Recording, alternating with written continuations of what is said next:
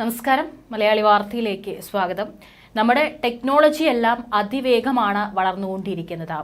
ഇപ്പോൾ മനുഷ്യർ ചെയ്യുന്ന പല ജോലികളും ഇന്ന് റോബോട്ടിക് സഹായത്തോടെ ചെയ്യുന്ന സ്ഥലങ്ങളും രാജ്യങ്ങളും എല്ലാം തന്നെയുണ്ട്. പലയിടത്തും ഇന്ന് മുഴുവനായിട്ട് എല്ലാ മേഖലയിലും മനുഷ്യർ ചെയ്തിരുന്ന എല്ലാ ജോലികളും ഇന്ന് റോബോട്ടുകളാണ് ചെയ്യുന്നത്. അപ്പോൾ വലിയ രീതിയിലാണ് ഇത്തരത്തിൽ മനുഷ്യർ ചെയ്തുകൊണ്ടിരിക്കുന്ന സങ്കീർണമായ ജോലികളെല്ലാം റോബോട്ടിക്സ് കൂടുതൽ എളുപ്പത്തിൽ ചെയ്തുകൊണ്ടിരിക്കുന്നത്. കണക്കുകൂട്ടലുകൾ പോലെ അല്ലെങ്കിൽ മനുഷ്യർക്ക് ചെയ്യാൻ കഴിയാത്ത മറ്റെന്തെങ്കിലും ബുദ്ധിമുട്ടുള്ള ജോലി ഭാവിയിലും കൂടുതലായിട്ട് റോബോട്ടുകൾ ചെയ്യും. അതുകൊണ്ട് തന്നെ ഈ ഒരു മേഖലയിൽ, ഇത്തരത്തിലുള്ള ജോലിയുടെ ഒരു മേഖലയിൽ റോബോട്ടുകൾ സ്വാധീനം ചെലുത്താനുള്ള എല്ലാ സാധ്യതയും മുൻപിലുണ്ട്. ഏതായാലും നമ്മുടെ കൊച്ചു കേരളത്തിൽ ആദ്യമായി വിമാനത്താവളം വൃത്തിയാക്കാൻ റോബോട്ട് ഇറങ്ങുന്നു എന്നുള്ള റിപ്പോർട്ടുകളാണ് പുറത്തുവരുന്നത്. തിരുവനന്തപുരം രാജ്യാന്തര വിമാനത്താവളത്തിനാണ് കനാൽ ശുചീകരണത്തിനും മഴവെള്ളം നീക്കം ചെയ്യാനും റോബോട്ടിനെ വാങ്ങുന്നത് എന്നുള്ള റിപ്പോർട്ടുകളാണ് വരുന്നത്. കാരണം കഴിഞ്ഞ ദിവസം ഏറെ വിവാദമായിരുന്നു ആമയിഴഞ്ചാൻ തോട്ടിൽ അകപ്പെട്ട ജോയിക്ക് വേണ്ടിയുള്ള തെരച്ചിൽ. വളരെ മാലിന്യം നിറഞ്ഞ തോട്ടിൽ മനുഷ്യ വിസർജ്യവും അതുപോലെ തന്നെ പ്ലാസ്റ്റിക് വേസ്റ്റുകളും ഈ ആശുപത്രി വേസ്റ്റും എല്ലാം നിറഞ്ഞ സ്ഥലത്താണ് ഈ ഒരു മനുഷ്യൻ തന്നെ ജോയിക്ക് വേണ്ടിയിട്ട് ജോയിനെ രക്ഷപ്പെടുത്തുവാനായിട്ട് ഇറങ്ങിയിരുന്നത്. പിന്നീട് അവിടെ റോബോട്ടിനെ എത്തിച്ചിട്ടുണ്ടായിരുന്നു. അപ്പോൾ റോബോട്ടിന്റെ സഹായത്തോടെയായിരുന്നു പിന്നീട് അല്പനേരം തെരച്ചിലെല്ലാം പുരോഗമിച്ചത്. അങ്ങനെ റോബോട്ടിക്കിന്റെ ക്യാമറയിൽ ആദ്യം ഒരു സാധനം തടഞ്ഞിരുന്നു. അപ്പോൾ അത് ജോയിയുടെ ശരീരത്തിന്റെ ഭാഗമാണ് എന്നുള്ള രീതിയിലെല്ലാം ആദ്യം വാർത്തകൾ വന്നപ്പോൾ എല്ലാവരും വളരെ പ്രതീക്ഷയോടെയായിരുന്നു ഇരുന്നിരുന്നത്. പിന്നീടാണ് അത് ചാക്കിൽ കെട്ടിയ വേസ്റ്റ് ആയിരുന്നു റോബോട്ടിന്റെ ക്യാമറയിൽ പതിഞ്ഞത്. ഏതായാലും സഹായത്തിനായിട്ട് ഇത്തരത്തിൽ മാലിന്യത്തിൽ ഇറങ്ങിക്കഴിഞ്ഞ് പരിശോധനയ്ക്കായിട്ട് റോബോട്ടും ഇറങ്ങിയതും ശ്രദ്ധ നേടിയിരുന്നു.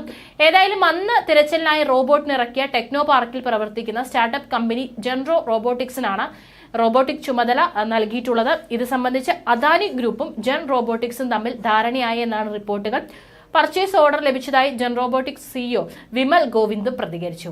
60 ദിവസത്തിനകം റോബോട്ടിനെ കൈമാറും. വെൽബോർ എന്ന റോബോട്ടിനെയാണ് ജെൻ റോബോട്ടിക്സ് വിമാനത്താവളത്തിന് വേണ്ടി നിർമ്മിക്കുന്നത്. ആമയിഴഞ്ചാൻ തോട്ടിൽ ബാൻഡിക്യൂട്ട്, ട്രാക്കോ എന്നീ റോബോട്ടുകളെ ഇറക്കി മാലിന്യം നീക്കം ചെയ്യാനും ജോയിയെ കണ്ടെത്താനും ജെൻ റോബോട്ടിക്സ് നടത്തിയ പ്രവർത്തനങ്ങളാണ് അദാനി ഗ്രൂപ്പിനെയും ആകർഷിച്ചത്.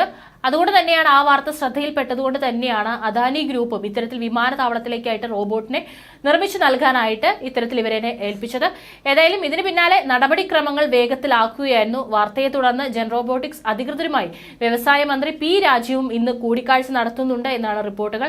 ഏതായാലും സർക്കാർ നഗരസഭയും സന്നദ്ധരാണെങ്കിലും മാലിന്യം നീക്കം ചെയ്യുന്നതിനും രക്ഷാപ്രവർത്തനങ്ങൾക്കും റോബോട്ടുകളെ നിർമ്മിച്ചു നൽകാൻ തയ്യാറാണെന്ന് ജെൻ റോബോട്ടിക്സ് സിഇഒ പറഞ്ഞിരുന്നു. ഇതിന് പിന്നാലെ ദുരന്ത നിവാരണ പ്രവർത്തനങ്ങൾക്ക് റോബോട്ടുകളെ പ്രയോജനപ്പെടുത്തുമെന്നും ചർച്ചകൾ നടത്തുമെന്നും മന്ത്രി കെ രാജൻ മറുപടി നൽകി. കാരണം നമുക്കറിയാം എത്രത്തോളമൊക്കെ സുരക്ഷ നടപടികളെല്ലാം സ്വീകരിച്ചിട്ടുണ്ട് എന്ന് പറഞ്ഞാലും ഈ ഒരു നൂറ്റാണ്ടിലും ടെക്നോളജി ഇത്രയേറെ വളർന്നിട്ടുള്ള ഈ ഒരു നൂറ്റാണ്ടിലും ഇത്തരത്തിൽ മാലിന്യങ്ങൾ വൃത്തിയാക്കാനായിട്ട് മനുഷ്യൻ തന്നെ ഇറങ്ങേണ്ട ഒരു അവസ്ഥ വളരെ ദുഃഖകരമാണ്. അല്ലെങ്കിൽ വളരെ അവർക്കത് സഹിക്കാൻ പറ്റാത്തതിലപ്പുറമാണ്. ഏതായാലും ഇത്തരത്തിൽ സർക്കാരും തമ്മിലൊരു ധാരണയായി ഇത്തരത്തിൽ മാലിന്യം വൃത്തിയാക്കാനായിട്ട് റോബോട്ടുകൾ ഇറങ്ങുകയാണെങ്കിൽ മനുഷ്യന്റെ ജോലി അല്പമെങ്കിലും കുറയും. അല്ലെങ്കിൽ ഇത്തരത്തിൽ അപകടം പിടിച്ച സ്ഥലത്ത് മനുഷ്യന് അവരുടെ ജീവന് യാതൊരു തരത്തിലുള്ള അപായവും ഉണ്ടാവാനുള്ള സാധ്യതയില്ല. ഏതായാലും ഇത് നല്ലൊരു പദ്ധതിയാണ്. സർക്കാരും അതുപോലെ തന്നെ ഈ ഒരു ടീമുമായിട്ട് മുൻപോട്ട് പോവുകയാണെങ്കിൽ ഇത്തരത്തിൽ ഭാവിയിൽ അത് ഏറെ നമ്മുടെ നാടിന് ഉപകാരപ്പെടും എന്നുള്ളത് തീർച്ചയാണ്.